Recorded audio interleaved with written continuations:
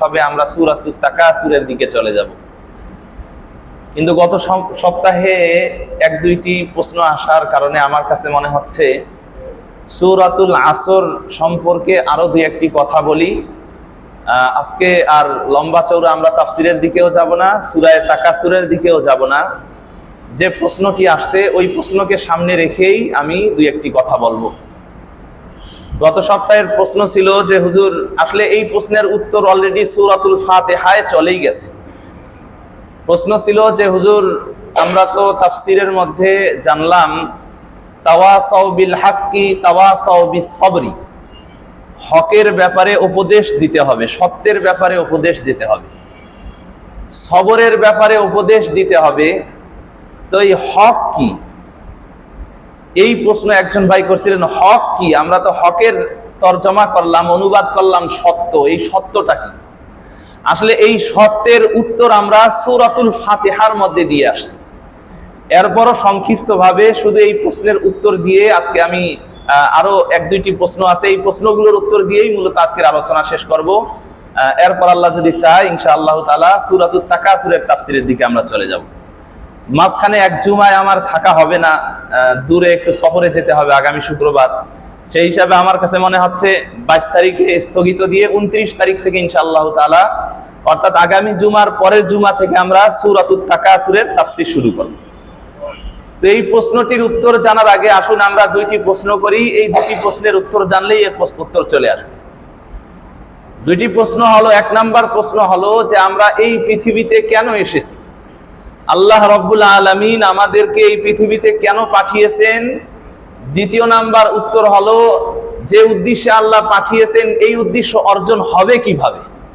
এই দুটি প্রশ্নের উত্তর জানলে আমাদের হক কি এই বিষয়টি সহজে বুঝে আসবে। আসলে আল্লাহ রাব্বুল আলামিন আমাদেরকে কেন পাঠিয়েছেন এটা তো আমরা জুমায় জানছি, আল্লাহ রাব্বুল আলামিনের সন্তুষ্টি অর্জনের জন্য। আল্লাহ তাআলা এই পৃথিবীতে পাঠিয়েছেন যেন ইবাদতের মাধ্যমে আমরা রব্বুল আলামিনের সন্তুষ্টি অর্জন করি, আল্লাহ রব্বুল আলামিনের রেজা অর্জন করি।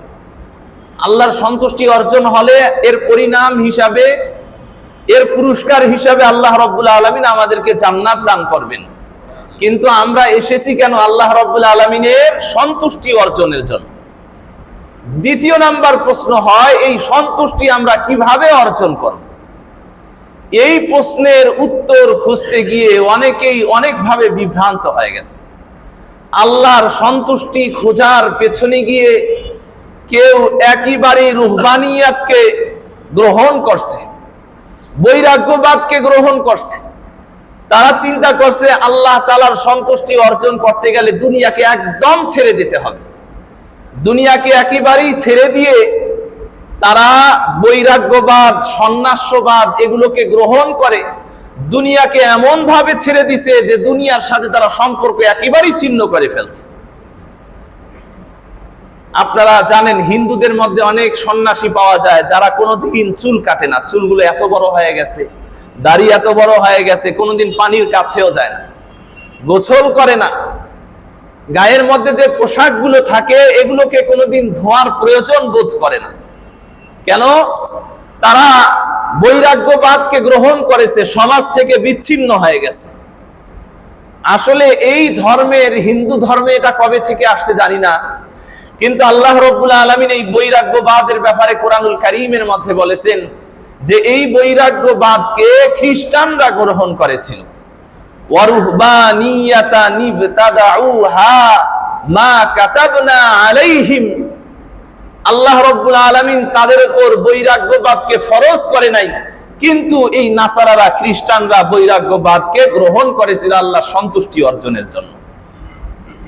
তাহলে দেখুন, যেই মানুষগুলো সমাজ ছেড়ে দিয়েছে, যেই মানুষগুলো সংসার ছেড়ে দিয়ে গেছে, জঙ্গলের মধ্যে গিয়ে সারাদিন আল্লাহকে পাওয়ার জন্য ইবাদতে ডুবে থাকে, এমনকি খ্রিস্টানদের ব্যাপারে এমনও পাওয়া যায় যে তার বুঝ হওয়ার পর থেকে কোনোদিন পানি স্পর্শ করে নাই। সন্তান জন্ম নেওয়ার পর অনেক নাসারারা, খ্রিস্টান মা বাবারা মান্যত করত, আল্লাহ যদি আমাকে ছেলে সন্তান দান করে আমার সন্তানকে আমি রাহেব বানাবো, পাদ্রী বানাবো, আমার সন্তানকে আমি বৈরাগী বানাবো, সে কোনোদিন সমাজে থাকবে না, সংসার করবে না, পানি স্পর্শ করবে না, সমাজ থেকে বিচ্ছিন্ন হয়ে যাবে।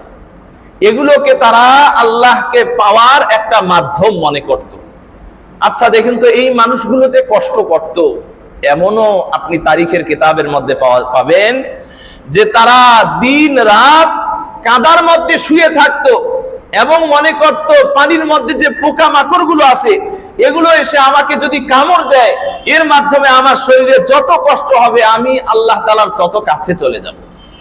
নিজেকে কষ্ট দেওয়াটাকেই তারা মনে করত আল্লাহর নৈকট্য হাসিলের একটা মাধ্যম। তাহলে এই মানুষগুলো কিন্তু আল্লাহকে পেতে চাইতো। এই মানুষগুলো আল্লাহর নৈকট্য, আল্লাহর সন্তুষ্টি অর্জনের জন্য সবকিছু ছেড়ে দিয়েছিল। ভাইয়েরা আমার, তারা আল্লাহকে পাওয়ার জন্য সবকিছু ছাড়লেও আল্লাহ রাব্বুল আলামিনকে পাওয়ার জন্য যে তরিকা আছে, এই তরিকা ছেড়ে দিয়ে অন্য তরিকায় যদি চেষ্টা করে আল্লাহকে পাওয়া যাবে? কখনোই পাওয়া যাবে না।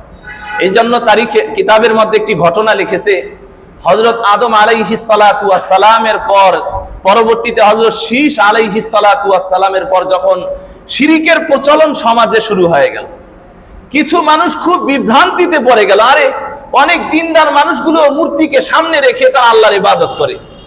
এই মানুষগুলো বিভ্রান্তিতে পড়ে আল্লাহ রাব্বুল আলামিনের কাছে দোয়া করতে লাগলো, আয় আল্লাহ, তুমি আমাদেরকে সরল পথ দান করো, যেই পথে চলে হযরত আদম, হযরত শীস আলাইহিস সালাতু ওয়াস সালাম তোমার কাছে চলে গেছে। তুমি আমাদেরকে এমন পথ দান করো, ওই ব্যক্তিদের পথ দিও না যেই মানুষগুলো হযরত আদম এবং শীসের পথ থেকে বিচ্যুত হয়ে গেছে। আবার ওই মানুষেরও পথ দিও না যেই মানুষটার উপর আপনার কি গজব নাজিল হয়েছে। আপনার কি নাজিল হয়েছে? এইটাই আমরা প্রত্যেক দিন 5 ওয়াক্ত নামাজের মধ্যে, সুন্নতের মধ্যে, নফলের মধ্যে আল্লাহ তাআলার কাছে আমরাও এই দোয়া করি। দোয়া করি না? ইহদিনাস সিরাতাল মুস্তাকিম, রব্বুল আলামিন তুমি আমাকে সিরাতে মুস্তাকিম দান করো, সিরাতাল্লাযিনা আন'আমতা আলাইহিম। সিরাতে মুস্তাকিম কি? সরল পথ কি? যেই পথের উপর তোমার নিয়ামত প্রাপ্ত বান্দারা চলেছে। আমার ভাইয়েরা, আপনার মনে প্রশ্ন ছিল, হুজুর হক কাকে বলা হয়? হক বলা হয় সিরাতে মুস্তাকিমকে। সিরাতে মুস্তাকিমটাই হলো কি হক? সিরাতে মুস্তাকিমই হলো কি হক? এখন প্রশ্ন হলো, হুজুর সিরাতে মুস্তাকিম কি? এটা নিয়ে আমরা সূরাতুল ফাতিহায় আলোচনা করেছিলাম। আল্লাহর নবী সাল্লাল্লাহু আলাইহি ওয়াসাল্লাম বলেছেন, বনি ইসরাইল 72 ফেরকায় বিভক্ত হয়েছিল, আমার উম্মত 73 ফেরকায় বিভক্ত হয়ে যাবে। আল্লাহর নবী বলেন সকলেই জাহান্নামে যাবে, শুধু একটা দল জান্নাতি হবে। এই দল কোন দল? নবী আলাইহিস সালাতু ওয়াস সালাম তিনি বলেন এই দল হলো ওই দল, মা আনা আলাইহি ওয়া আসহাবি, আমি এবং আমার সাহাবারা যেই পথের উপর আছে, এই পথের উপর যারা চলবে তারাই জান্নাতে যাবে, অন্যরা জান্নাতে যাবে না। তাহলে নবী আলাইহিস সালাতু ওয়াস সালাম এবং সাহাবায়ে কিরামের যে পথ আছে, এই পথটাই হলো হক, এই পথটাই হলো কি সিরাতে মুস্তাকিম। এই পথটাই হলো কি বলেন তো?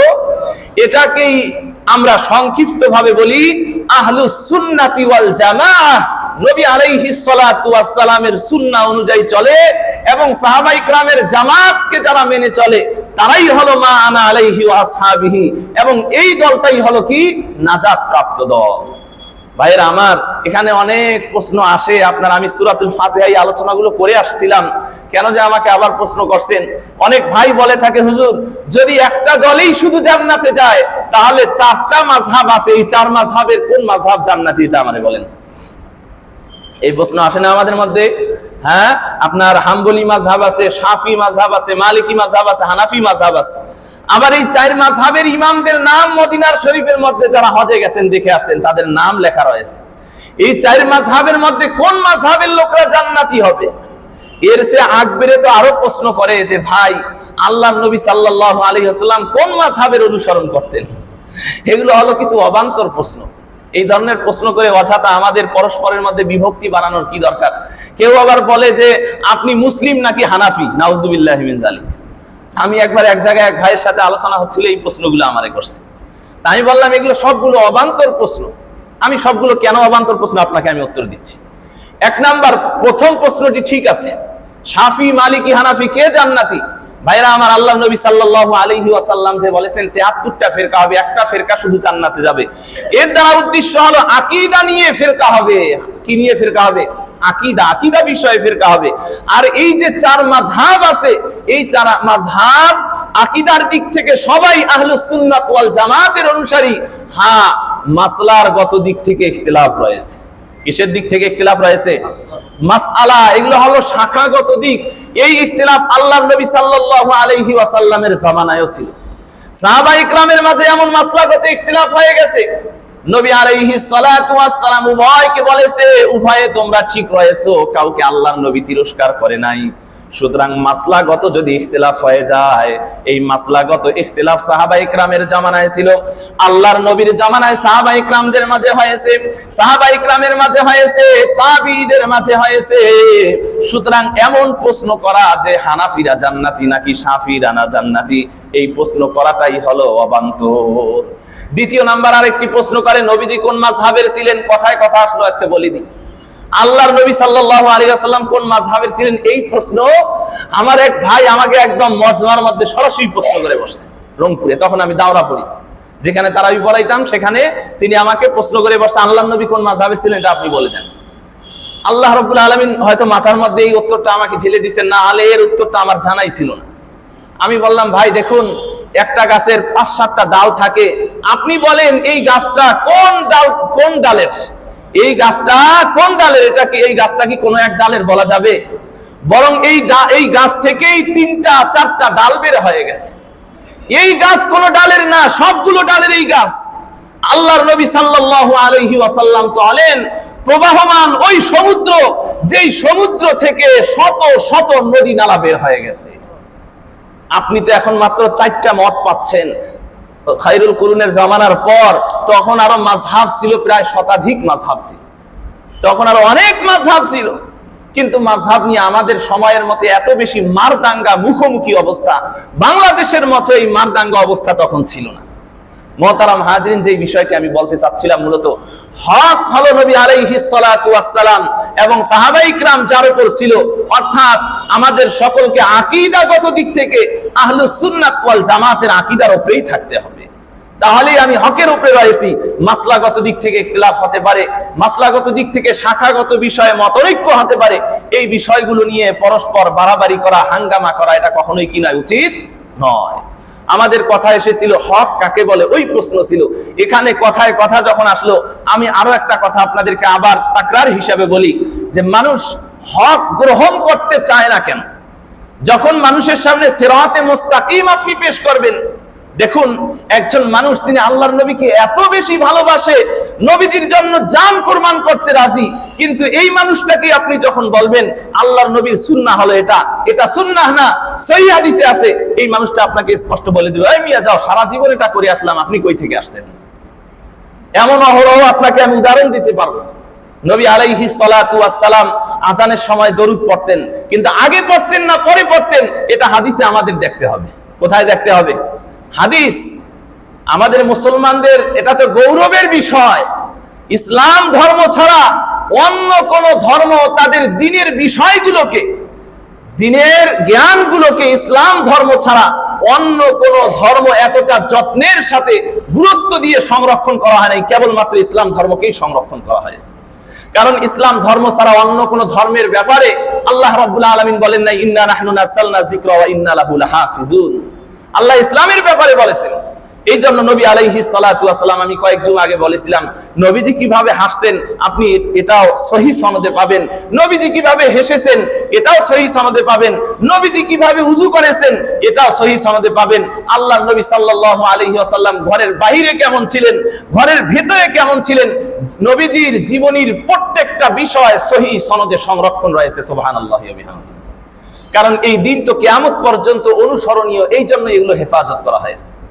তাহলে আমি নবীর জন্য জীবন কুরবান দিতে রাজি, কিন্তু যখনই আমি বলবো আল্লাহর নবী সাল্লাল্লাহু আলাইহি ওয়াসাল্লামের সুন্নাহ হলো এটা, আপনি যেটা করছেন এটা নবীজির সুন্নাহ না, উনি বলবে এগুলো রাখেন মিয়া, আমরা সারা জীবন যা করছি ওটার উপরেই চল। এমন আছে না আমাদের মাঝে? যাই হোক, আমি যে বিষয়টা বলতে চাচ্ছিলাম, মুহতারাম হাজির, মানুষ হক গ্রহণ করতে চায় না কেন? মানুষ হক কেন গ্রহণ করতে চায় না? হযরত উলামা ইকরাম এর 4টি কারণ কোরআন এবং হাদিস থেকে আমাদের সামনে পেশ করেছেন। এর 1 নাম্বার কারণ যেটা উল্লেখ করেছেন সেটি হলো দ্বীন সম্পর্কে জাহালত।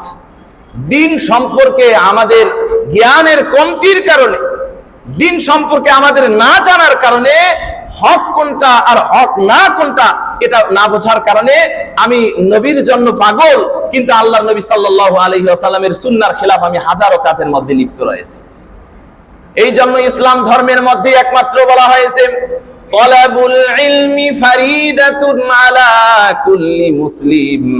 আপনি ইহুদি ধর্ম, খ্রিস্টান ধর্ম, হিন্দু ধর্মের মধ্যে যান, তাদের কিতাবগুলোকে আপনি পড়ে দেখুন, কোথাও সাধারণ মানুষকে পড়ার জন্য বলা হয় নাই। ইসলাম ধর্মের মধ্যে প্রত্যেকজন মুসলমানের জন্য আল্লাহ ফরজ করে দিয়েছেন ইলম অর্জন করা, জ্ঞান অর্জন করা। প্রত্যেকজন মুসলমানের জন্য আল্লাহ রাব্বুল আলামিন ফরজ করে দিয়েছেন। আল্লাহর নবী বলেন তলাবুল ইলমি ফারিদাতুন আলা কুল্লি মুসলিমিন ওয়া মুসলিমা। ইলম অর্জন করা প্রত্যেকজন মুসলিম মুসলিমার জন্য ফরজ, অর্থাৎ কমপক্ষে প্রাথমিক ইলম যতটুকু ইলম অর্জন করলে আমার আকীদা ঠিক থাকে, যতটুকু ইলম অর্জন করলে আমার ফরজ ইবাদতগুলো আমি পড়তে পারি, এতটুকু ইলম অর্জন করা, এতটুকু জ্ঞান অর্জন করা প্রত্যেকজন মুসলমানের জন্য আল্লাহ রাব্বুল আলামিন ফরজ করে দিয়েছেন। এই জন্য আমাদের বাচ্চাদেরকে আমরা যখন স্কুলে দিই, আমরা তো আসলে আমরা কি বলবো, মাঝে মধ্যে আমার অবাক লাগে যে 95% মুসলমানের দেশে আমাদের এখানে ক্লাস 6-7 পর্যন্ত যদি প্রত্যেকটা স্কুলে বিশুদ্ধ দ্বীন শেখার ব্যবস্থা থাকে, ব্যাস যথেষ্ট। সকলকেই বড় আলেম হতে এটা তো জরুরি না। আমি তো মাঝে মধ্যেই আপনাদেরকে বলি, সবাই যদি মুফতি হয় তাহলে অসুস্থ মানুষগুলো চিকিৎসার জন্য যাবে কোথায়? সবাই ডাক্তার হয়ে গেলে আবার মানুষ পাইলট কোথায় আমরা পাবো? আলেম কোথায় আমরা পাবো? মুহতারাম হাজরিন, মুসলমানদের কিছু মানুষ ডাক্তার হবে, কিছু মানুষ আলেম হবে, কিছু মানুষ ইঞ্জিনিয়ার হবে, কিন্তু আমাদের শিক্ষা ব্যবস্থা এমন ভাবে সাজানো যে সেখানে যাওয়ার পর রাষ্ট্রীয় অর্থ দিয়ে আমরা শিক্ষা অর্জন করছি, কিন্তু আমার নিজের টাকা দিয়ে আমি শিক্ষা অর্জন করছি, কিন্তু সেখানে গিয়ে একজন মুসলমান তার বিশুদ্ধ দ্বীন শেখার কোনো সুযোগ নেই। বরং দ্বীনের বইগুলো আপনি হতবাক হবেন, আমাদের ইসলামী শিক্ষা বইগুলো হিন্দু ধর্ম টিচার পড়াচ্ছে। আমার এক ছাত্র এখানে আমাদের এখানে দাওরা পড়েছে, পঞ্চগড়ে বাড়ি। সে বলে, হুজুর দোয়া করিয়েন, আমাদের এখানে এক স্কুলের মধ্যে যিনি ধর্ম টিচার তিনি হলেন হিন্দু, তিনি ওই ইসলাম ধর্ম শিখায়, সবকিছু তিনি শিখায়।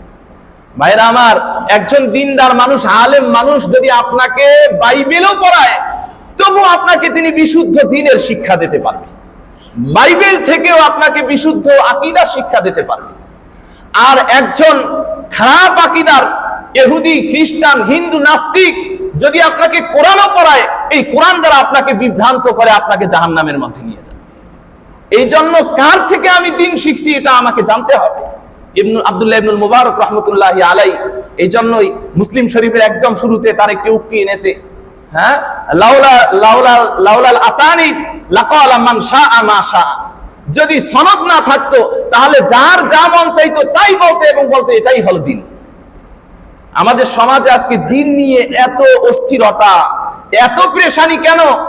কারণ হলো আজকে ডাক্তারি করতে হলে তার একাডেমিক পড়ালেখার পাশাপাশি সনদ লাগে, এরপর সে ডাক্তারি করতে পারে। ইঞ্জিনিয়ারিং করতে হলে তার একাডেমিক সার্টিফিকেট লাগে, কৃষিবিদ হতে হলে একাডেমিক সার্টিফিকেট লাগে। একমাত্র সস্তা, একেবারেই সহজ এবং সরল একটা বিষয়, আমি আরো কিভাবে বলবো, আমার ভাষা নেই, একেবারেই সস্তা যে বিষয়টা আমরা বানিয়ে ফেলেছি এটা হলো আমাদের দ্বীন। যার মন চায় একটা ক্যামেরা আর মোবাইল কিনেই সে বড় একজন শায়েখ হয়ে যায়, ইউটিউবের মধ্যে তার বিশাল বড় বড় লেকচার সেরে দিচ্ছে।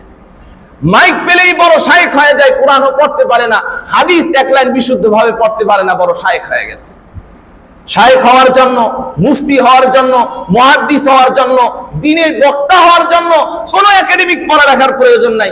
সুর আছে, মাইকে বলতে পারে, সে বিশাল বড় শায়েখ হয়ে গেছে। এই যে দ্বীন নিয়ে এক অরাজকতা, অস্থিরতা, পেরেশানি, এর মূল কারণ হলো আমাদের এগুলোর উপর রাষ্ট্রীয়ভাবে কোনো কি নাই, ধরপাকড় নাই, জবাবদিহিতা নাই। আসলে তো দুনিয়াবি বিষয়েও নাই, দ্বীনি বিষয়ে কে জবাবদিহিতা করবে? এটা খেলাফত থাকলে না হতো। আমার ভাইয়েরা, আমরা ভুল চিকিৎসা করার মাধ্যমে আমার শরীরের মধ্যে যেমন এর আসরগুলো, এর প্রভাবগুলো প্রকাশ পেলে আমরা যেমন অস্থির হয়ে যাই, ডাক্তারের বিরুদ্ধে মামলা করার জন্য যাই। কয়েকদিন আগে ভুল চিকিৎসার কারণে একজনের মা মারা গেছে, ডাক্তারকে সে অস্ত্র দ্বারা কুপিয়েছিল। এই যে আমরা বাহ্যিক এই বিষয়গুলো দেখে আমরা যেমন অস্থির হয়ে যাই, দিনের ব্যাপারে আমাদের মাঝে কি পরিমাণ যে এক অস্থিরতা চলতেছে, কিভাবে যে ভুল ট্রিটমেন্ট হচ্ছে, এটা যদি দেখা যেত তাহলে মানুষ ছুরি নিয়ে জবাই করতো তাদেরকে, যে তোমরা তো আমাদেরকে গোমরা বানায়া দিচ্ছ। মানুষ দেখতে না পারার কারণে এর প্রভাব যখন কিয়ামতের দিন মৌতের পর যখন দেখা শুরু করবে, তখন মানুষ হায় হায় করবে, আফসোস করবে, আর বলবে হায় হায়, আমি তো সারাটা জীবন দিনের জন্য ব্যয় করলাম, কিন্তু আমার তো ঝুলিতে দিন বলতে কিচ্ছু নাই, সব আমার নফসানিয়াতের ইত্তেবা হয়েছে। এই কথাগুলো আমি এই জন্যই বলছি, দিলের ব্যথা থেকে কথাগুলো বলছি, যে আজকে আমাদের দিন আমাদের কাছে একদম সস্তা হয়ে গেছে। এটার জন্য কোনো একাডেমিক পড়ালেখা লাগে না। অথচ আল্লাহর নবী সাল্লাল্লাহু আলাইহি ওয়াসাল্লাম বলেছেন, তলাবুল ইলমি ফারিদাতুন আলা কুল্লি মুসলিমিন ওয়া মুসলিমা, ইলম অর্জন করা প্রত্যেকের জন্য ফরজ।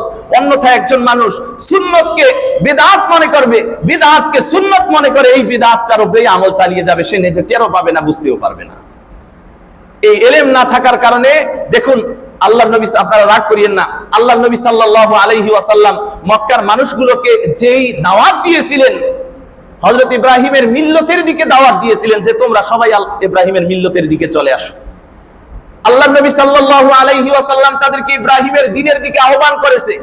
তারা বলে, আমরা তো ইব্রাহিমের দ্বীনের উপরেই আছি, তুমি আবার কোন ইব্রাহিমের কথা বলো? তাহলে মক্কার মানুষগুলো আল্লাহকে মানতো, নামাজ পড়তো, তওয়াফ করতো, ইব্রাহিমকে মানতো, কিন্তু তারা কি সঠিক পথের উপরে ছিল? তারা তো নিজেদেরকে এতটাই সহি মনে করত যে আল্লাহর নবীর বিরুদ্ধে তারা অস্ত্র পর্যন্ত ধরছিল। কেন ধরছিল?